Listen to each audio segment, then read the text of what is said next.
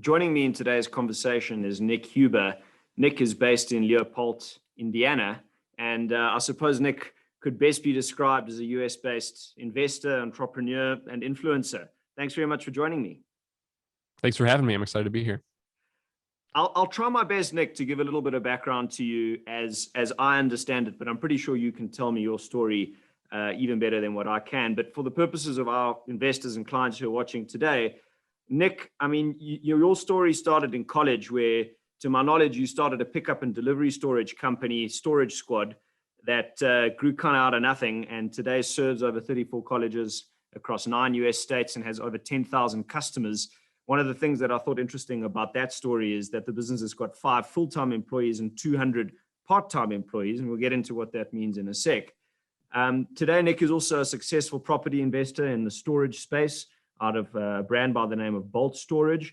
And I suppose aside from that, an interesting part of Nick's story is business and technology and the role, I suppose, that technology has specifically in the world of real estate investing, which is something that I'd like to touch on in a little bit of detail. And technology, I suppose, Nick, in the form not just of what technology can do for real estate, but technology in the form of social media, where you have a very strong Twitter presence with, I checked this morning, over 100,000 followers now. So congrats on that. Thank you. I mean, it's a fascinating story, Nick. And maybe to start, I'd love to hear it sort of from the horse's mouth. If you were to describe, where you've come from and what it is that you do in your own words, what would it be? Yeah, I would say entrepreneurship is a journey. And I started small and local with that service company in college, grew that up with my business partner to an eventual sale that we sold that business in January of this year. And in 2017, we kind of rolled, and that was 2011 when we founded the company, grew that business, learned operations, learned how to be entrepreneurs, learned about management, delegation, and the things that were necessary. In 2017, we built our first self-storage facility from the ground up in upstate New York. And since then, that's been my role with the company to grow our self-storage holdings. And up until August of 2020, we had about 97,000 square feet of storage that we owned in August. And in the last 7 months, we've actually grown to now over 450,000 square feet and about 200,000 more slated to close in the next 60 days. So we apply technology to every aspect of my life. And I'll say that being an online influencer in a small sense compared to some people has really opened up my life. Basically, I've met many people I've built in public, and the people who are interested in what I do have reached out. We've met partners, investors, friends, mentors, and it's been a blessing. So Nick, I mean, I suppose the part that let's start with the self-storage. Perhaps that's where we should begin. It's my understanding that your business model is to invest into areas where perhaps everybody else doesn't want to be, and then to apply a layer of technology above that in order to extract maximum value from the properties. Maybe talk us through that business model a little bit in a bit more detail. Yeah, when you look at self-storage, it's dominated by 5 main companies. It's the Public Storage, Life Storage, CubeSmart, the REITs that we've all heard of. But they have, over 5,000 stores in the United States now, and not a single one of them operates without a full-time staff on site in the building. And we looked at that on-site manager and said, hey, look, if we can remove this line item from the expense category, we could buy smaller facilities, automate them with technology, and still have a valuable asset in hand. So what we've done is we've moved away from the metro areas which are concentrated by those Class A larger facilities with the full-time managers. And we have expanded to other areas where those companies can't make money and operate. And so we buy rural and tertiary market self-storage facilities, anywhere from 10,000 square feet up to a portfolio that we closed on in April of over 170,000 square feet. So we found that one of our customer service reps from working from home can oversee the customer admin volume of about 100,000 square feet of storage in a full-time 9-to-5 job. So that's compared to, I'd say, 3 full-time employees for that much square footage for some of the other players. So you would arrive at a Bolt storage facility and there wouldn't be any physical staff at the facility. Is that correct? Yeah, you'd pull up and you would see a sign on our gate that says, go to this website. And go to that website and they can rent a unit. They can speak to somebody. They can pay their bill. They can, sign a lease, and they can get, actually, when they do those things, they get a text message right to their phone with our gate code. They punch in the gate code. They go right inside of our facility. They also get a text message with a video link to watch that shows them around the facility. They can go right to their unit. They open their unit. There's a lock waiting for them. And they move right in right then without talking to anybody or meeting anybody. And it cuts a lot of time out of their day when they don't have to wait in line and sign papers and do all that stuff. They can actually, from the time of calling us to the time of moving their stuff into their unit, an average of less than 10 minutes. So we're pretty proud of that. And I suppose from an investor perspective, Nick, that allows you to get rid of a lot of the op costs, which you would traditionally find in like similar property models. Yeah, these businesses were notoriously owned by mom and pop operators who did the work themselves. So institutional size, and I'm not institutional by any means, but larger scale investors that are rolling up a portfolio could not, make money on these assets. Whereas we can buy a small facility, and yeah, when you don't have that fixed cost of a full-time employee, you can do really well. What do you normally look for in a facility, Nick? I mean, we have so many investors who have macro views on the United States. A lot of people say, "Oh, the US, this is our view of where the US economy is going." Do you believe that investing on the basis of macro views is relevant to your kind of a business, or is it far more, I suppose, sub-area specific? I think macro view is always correct. I mean, a rising tide rises all ships, and if bad things happen to the United States real estate market, it's going to affect all of us. Interest rates, lending, those are the same things that affect my business, that affect other businesses. Yeah, I mean, it's all about investor preference. We looked at buying facilities in the major metros that everybody is attracted to, like Atlanta, Austin, Texas, those areas that are growing, Miami. But the yield is not there for us. And we are all about cash flow, and we don't care as much about 5-year appreciation. We want to make good money on our investment from day one. And it's really hard to do that in these major markets because there's so much investor demand for assets there that the yield has dipped quite a bit. But there's population growth on the other side. So what we have focused on is basically buying below replacement cost in some towns that are not necessarily growing. New development is not arriving because we're buying full facilities for less than the price to build a new facility. And our goal is to build a sustainable cash flowing business for the long run. And tell me, you speak a lot about cash flow. Obviously, your operating model is unique in the sense that you're able to sweat the assets far more efficiently from an op cost perspective than perhaps other operators. I suppose to the extent that you're ever looking to exit an asset, it might not be that easy for a buyer to replicate your operating model. How do you look at exit generally in this world of self-storage when you're investing? Yeah, so I think there are a lot of tailwinds when you look at the 10-year trajectory of the self-storage business. I would estimate that within the next 10 years, one of those big players will have a self-storage arm that operates facilities remotely. They have to find assets that they can buy that are outside of major cities that aren't institutional size. They're all trying to grow. They're all trying to buy. And when I say they, I mean the big players, Extra Space Storage, CubeSmart. They're all trying to expand their footprint. But that gets hard when there's only 200 major metros in the United States that they are shopping in. So eventually, one of the executives who right now is saying, we need to deploy more capital. We need to buy more storage. We need to grow. We need to grow. One of these days, they may take on a remote management model and have an arm of their business that does that. Technology is pushing it forward. With COVID, many, many more kiosks were installed. Many, many more people have, opened up to technology and renting a unit online and less, apt to meet somebody in person.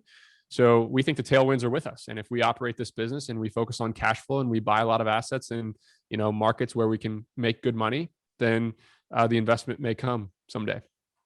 So I suppose that gets us on a little bit to the question of how technology meets property. I mean, I suppose in your business model, it's very clear that in the self-storage space, you've been able to leverage technology significantly to the advantage of your investors. I suppose if we look at the logistics space, we've all seen how Amazon has revolutionized that world through the use of AI and robotics and so on. Where do you see, I suppose, the future, Nick, of property investing going as regards its intersection with the world of technology? I think technology is advancing a lot faster than real estate owners and operators are adopting that technology. I think there's a lot of folks in the real estate world who still do things like it's 1990, 2000, 2010 even was a totally different world than it is today. There's a ton of opportunity for people who are willing to innovate. And I'll give you one example. There's many times on record that the executives of these companies say, we have to accept cash. We have to have our office because people want to be able to pay in cash. We haven't accepted a single cash or check since we opened over 5 years ago. And we don't get any pushback from that. We don't lose any customers. We take credit card, debit card, ACH payment online only. And that's just one way that our customers are really adopting to what we're doing that a lot of operators just don't buy into. And I suppose some of the messages from that and reading some of your materials online, I think there's a strong trend in the material that you put out there around your thesis of, you don't have to be the best or you don't have to be the most brilliant. You just need to roll up your sleeves and get stuck in and do it. Yeah, the best opportunities in real estate right now are sweaty and not fun and not easy, and they have a small business aspect. Everybody acts like real estate is passive and that real estate happens automatically, and real estate's about investment and deploying capital.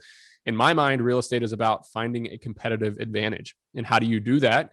It's operate a small business, it's innovate, it's do the little things a little bit better. So, I'm of the belief that many operators are not, pushing the envelope and innovating and doing the little things right. And that's what we're all about, is finding a way to, hey, we're not going to do anything spectacular. My whole playbook is out there on the internet of exactly how I do business, but, we're just chugging along and trying to make good money while we're at it. But there are complexities to property investing, Nick. You yourself have spoken a lot around the role, for example, of tax in property investing, and how if you get clever with tax, you can significantly, I suppose, sweat the returns for clients. That will always have a role going forward. And I suppose that's a statement that's fairly obvious. But perhaps the question to you is, with Biden coming in and a change in the regime in the United States, do you see that changing, or is it a case that to the extent that one remains open to opportunities, there'll always be an angle? Yeah, there are, that's a tough question. There's a certain subset of real estate investors that are emotional and make decisions in the moment and try to stay ahead of curves. I think the most successful real estate investors always have a 10-year time horizon, and the taxes may go up and the taxes may go down and the regime may change. But if you buy good assets in good locations that make good money, it's hard not to win over the long run if you do that.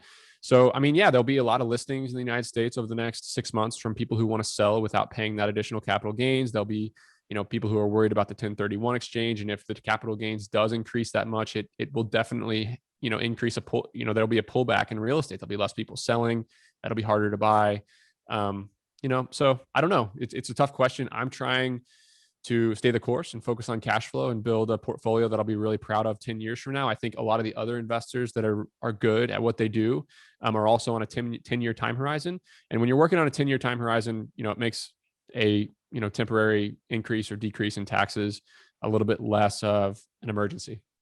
I think that's such an important point you mentioned. Here in South Africa, we have a lot of clients who are quite fixated with the concept of being able to get liquidity from their investments quickly to the extent that one needs it. And that's a fundamentally different view, I suppose, in many respects to what's taken sort of more the United States or American mindset, where, like you say, a property is a long-term investment and you sell when it's a good time to sell and focus on the cash on cash, in between. One last question from my side, Nick, is to move on to Twitter. You've obviously been increasingly active on Twitter over the last while, and you've gained a substantial following. And it's fascinating to watch you on Twitter. To what degree has Twitter influenced the trajectory and growth of your business going, and how will it going forward? Yeah. So my strategy on Twitter has been the same as it's been from the beginning, and that's share an uncomfortable amount about myself and my business. Don't be afraid to hold my secrets close. Don't be afraid that somebody will steal my ideas. And early on, I got a lot of pushback from people saying, Nick, why would you do that? Why would you open your books? You have nothing to gain. You're going to create competition for yourself. And what actually happened was quite the opposite, right? my network exploded. I met a lot of people who were interested in doing what I am doing, who wanted to reach out to me to potentially invest. And I just think that there's a scarcity mindset and there's an abundant mindset. If the scarcity mindset is, okay, if I share my knowledge, somebody else is going to take that from me and they're competing against me and it's a zero-sum game.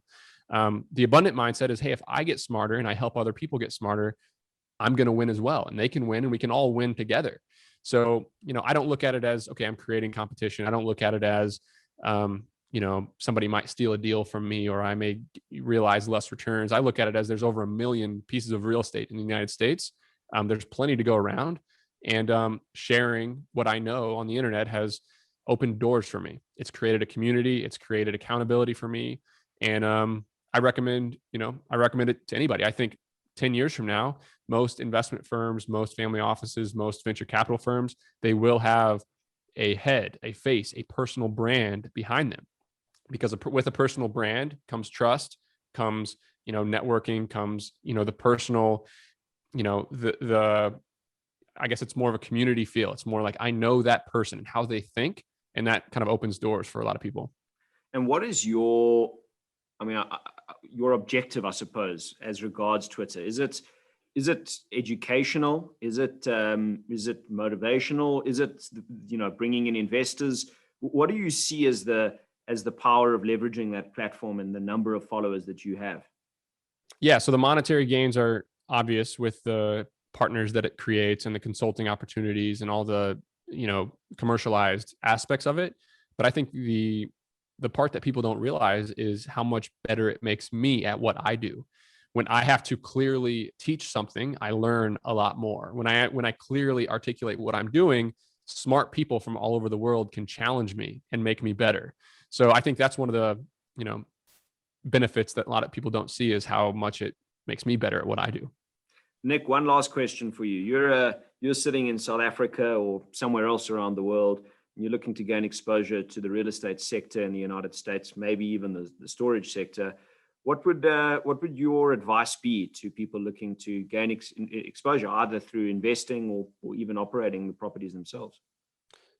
Yeah, I think there's two ways, right? If you're trying to preserve wealth versus grow wealth, then finding good assets in good locations and not worrying as much about cash flow may be the play. But if you're trying to grow wealth and build cash flow and build passive income, then finding an operator with a competitive advantage or something that they do a little bit differently than other people may be a better way to generate that alpha, they say.